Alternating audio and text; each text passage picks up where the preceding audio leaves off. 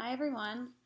All right, this video is going to be about for your book report, and it's about how to write a summary. So whatever book report you chose to do of the 16 choices, you all have to write a summary of your book. The reason that we have you write a summary is because it shows your overall comprehension of the book and also incorporates some writing skills that we've been working on. So I'm going to go through what your summary should entail and give you a couple examples of what a summary looks like, so that way when you go to do your own summary, you know how to get started. All right, so first of all, it says what does the summary contain and what is the goal of your summary. So every time you pick up a book, a lot of times in the back you read like a short, very short summary. That's very short. Yours is going to be a little bit more in depth and contain a little bit more information. But a summary contains information about the characters, the setting, and it just in general picks out the major events of the book from the beginning, the middle, and the end, and gives the reader an overview of what happens. So it's not a retelling where you're talking about every single thing that happens, but you're picking the most important parts. The goal of your summary is that when I read it, or when your classmates read your summary, they have an understanding of the book and they understand in general what happens during the book. Again, you don't have to give a million little details. You are trying to look at the big picture of what happened and incorporate information from the problem and the solution. So again, summary obviously has all of the different parts of plot. So we've done a lot with plot, so I'm hoping this plot mountain looks familiar.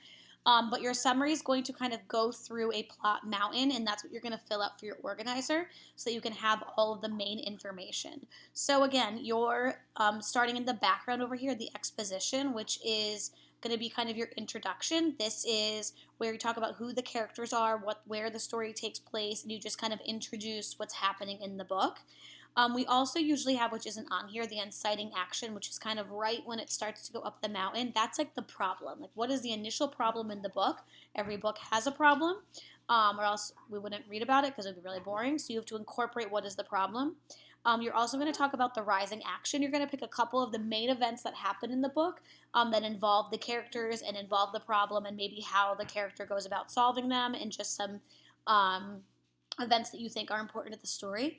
You also should include the climax of the story. That's the point where the problem reaches the high point. It's the most exciting part of the story. It's where everything kind of comes to a head.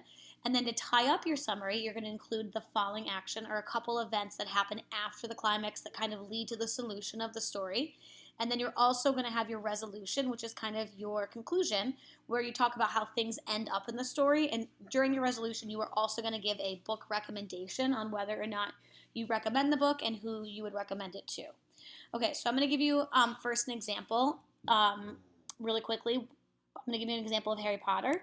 But before we start again, your introduction, you're going to have some sort of hook in your summary, give background on the characters and the setting, and you're going to have the inciting action, the problem. Then you're going to transition to the rising action, which has some key events, the climax, and then you're going to end with the falling action and then the resolution. So let's look at this example from Harry Potter. This is from Harry Potter and the Sorcerer's Stone. So again, Harry Potter's a very large book to read, and this summary is just this long, okay? So it's right here. I'm going to read it to you, and we're going to talk about how it fits with the plot mountain. So it starts with Harry Potter is not a normal boy. So that would be like their hook. Raised by his cruel aunt and uncle and tormented by his bully of a cousin Dudley, he is resigned to a life of neglect. On his 11th birthday, however, a half-giant called Hagrid comes crashing, quite literally, into his life, and announces that Harry is a wizard. Together they journey to London to get school supplies for Harry's first year at Hogwarts School of Witchcraft and Wizardry. On 1st September, Harry takes a train from King's Cross Station, platform 9 3/4, to Hogwarts School, where he meets Ron Weasley and Hermione Granger. The three are sorted in the same house, Gryffindor, and although Harry and Ron find Hermione bossy and annoying at first, the three soon become best friends. So again, that includes our hook, our background on characters and settings, so we learn about Harry, about his family, about Ron, Hermione, and it also has a little bit of the inciting action about Harry being a wizard and kind of the initial problem in the story.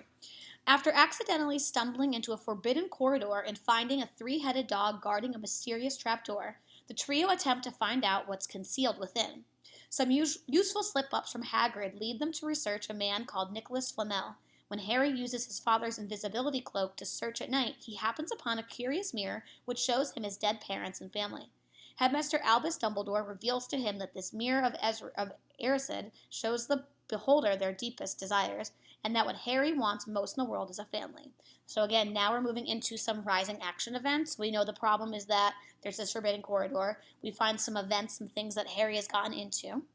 Then this is later in the year, Hagrid obtains a dragon egg, and Harry, Ron, and Hermione know that once it is hatched, he can't keep it because it is illegal. Harry and Hermione arrange to give it away one night, but they're caught, along with Harry's enemy Draco Malfoy and their fellow Gryffindor Neville Longbottom. The four are given detentions, which they carry out with Hagrid in the Forbidden Forest. Harry and Draco come across a slain unicorn, and crouching over it is the Dark Wizard, Lord Voldemort, a man who killed Harry's parents and who Harry supposedly defeated as a baby. Hermione realizes that what is hidden behind the trapdoor is the Philosopher's Stone, which makes the person who possesses it immortal. The three guess that Voldemort wants the stone and that the suspicious Professor Snape is helping him. They journey through the many obstacles that lie behind the trapdoor to get to the stone, but Harry finds that it is Professor Quirrell who is helping Voldemort all along. He manages to defeat Voldemort and save the stone, but not Quirrell's life. After Dumbledore explains all that to him, Harry leaves Hogwarts at the end of the year, returning to his aunt and uncle. So again, they go through the really exciting parts of the book, the falling action, how they solve the problem, and then they actually tell what happens at the end. The only thing that you are going to add to your summary is, in conclusion, I really enjoyed Harry Potter. I thought it was an amazing book. I would definitely recommend it to kids who like adventure, and I would continue telling my recommendation. So another thing is, I'm going to give you another example from Charlie and the Chocolate Factory. This one shows their actual plot mountain and kind of what your organizer should look like. So again, yours organizer is actually going to look like this. So it's going to have an introduction here. You're going to type your hook.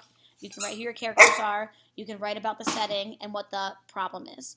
Then you're going to write 4 events that are important to the plot, the rising action, that kind of get you going into the story, the main events. Then you're going to write about the climax of the book, what was the most exciting part. Then you're going to talk about the falling action, or what were some of the events that led to the solution. And then you're going to have a paragraph about what actually happens at the end of the book, and then your book recommendation. So I'm going to give you an example of Charlie and the Chocolate Factory, which I feel like most of us have read or at least seen the movie. So number 1 on our, hang on, let me make this bigger, on our introduction, and I'll show you on the next page, goes with the main thing is they're going to talk about how Charlie in their introduction finds a golden ticket. That's the inciting action. Then we have numbers 2, 3, 4, 5, and 6 are all the rising action. So here's the things that they picked to write about in their organizer. The contestants meet Mr. Wonka at the chocolate factory. They're going to talk about Augustus Gloop and how he sucked up the pipe. They're going to talk about Violet Beauregard and how she's turned into a blueberry. They're going to talk about how squirrels throw Veruca salt down the garbage chute. They're going to talk about how Mike shrinks after the first elevator ride. And those are all of their rising action events. Then they have their climax is when Charlie, Grandpa Joe, and Wonka board the glass elevator. Then their falling action is 8, which is when Willy Wonka announces Charlie will inherit the factory. And then the resolution is 9, when Charlie's family prepares to move into the factory with him.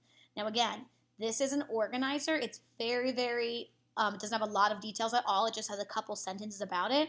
And then I'm going to show you how this person took this organizer and then wrote it into different paragraphs, and they elaborated on all of these different things.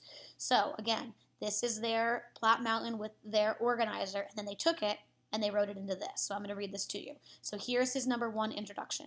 Charlie Bucket and his family live in a small 2-bedroom house on the edge of a big town. There are 6 adults in the house: Charlie's parents, Mr. and Mrs. Bucket, and his grandparents. The family is desperately poor.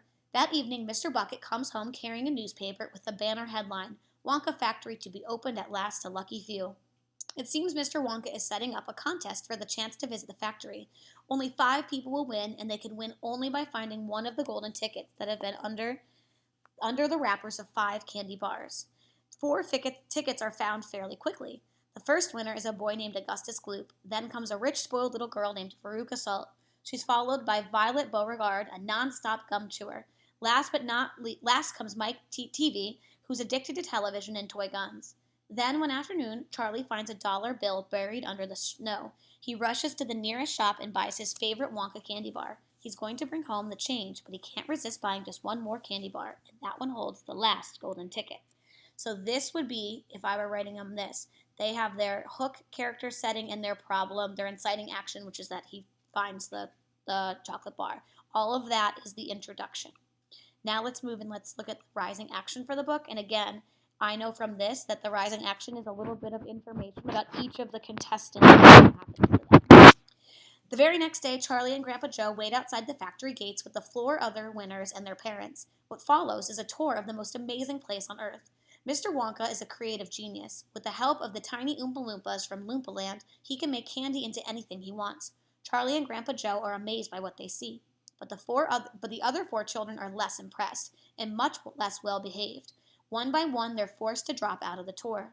Augustus Gloop is the first to go. He falls into a chocolate river and is sucked up into a pipe that will take him to the fudge room. Violet Beauregard helps herself to some magic gum, and chewing the gum turns her into a giant blueberry. Veruca Salt and her parents are pushed down a garbage chute by squirrels who work in the nut room. And Mike Teavee shrinks to a tiny size when he jumps in front of the camera to a special television Mr. Wonka has invented for shipping chocolate. So again, if I go back, that is them elaborating on these events right here for the rising action, and they just put more details and added some more information about it. So again, that would go in your organizer. In the rising action, they have their events, but they put them into paragraph form. All right, let's keep going. All of the children will be rescued, but Charlie is the only contestant still standing. When Mr. Wonka realizes this, he explodes with excitement and begins shaking Charlie's hand. He drags Charlie and Grandpa Joe into an immense glass elevator capable of going in any direction. It can even exit the building by crashing through the roof and flying into the air, which is exactly what happens. Once the elevator has left the building, Mr. Wonka presses a button that makes it stop and hover in the air. While the three of them look down at the tiny town below, Mr. Wonka tells Charlie he's won more than a visit to the chocolate factory. He's won the factory itself. As soon as Charlie's old enough to run it, Mr. Wonka will turn the business over to him. He doesn't want another grown-up in charge. I want a good, sensible, loving child, one to whom I can tell all my most precious candy-making secrets. Overall, I thought Charlie and the Chocolate Factory was an amazing book. It kept me entertained the entire time, and I found myself wishing Wonka's Factory was a real place. I recommend this book to anyone who likes a fun adventure, and I will definitely be reading more of Roald Dahl's books in the future. So again, right here, this includes the climax, the most exciting part about the glass elevator, the falling action about Charlie inheriting and getting the chocolate factory, the resolution at the end of the book and how the story ends, and then also just one final paragraph that kind of gives an overview of what they thought of the book, and then also kind of who they would recommend it to and why they really enjoyed it. So your final essay, when you're done this week, you're just going to be working on the organizer. And then when you go to take it, it should be at least 1, 2, 3. I'm going to say at least 5 paragraphs. You probably should have just one introduction, maybe your rising actions 2. You can probably do your falling action climax 3, and your resolution can be 4, and your conclusion can be 5. But each of these needs to have, again, it doesn't have to be the whole thing. It can be written in just sentences like this for your organizer. But then when you actually go to write your report, you have to elaborate on it. We will get back to you about like adding that final document for the summary. Just this week, though, you're going to be working on the organizer. If you have any questions, just make sure that you Zoom your teacher, and then we will answer them for you. All right, good luck.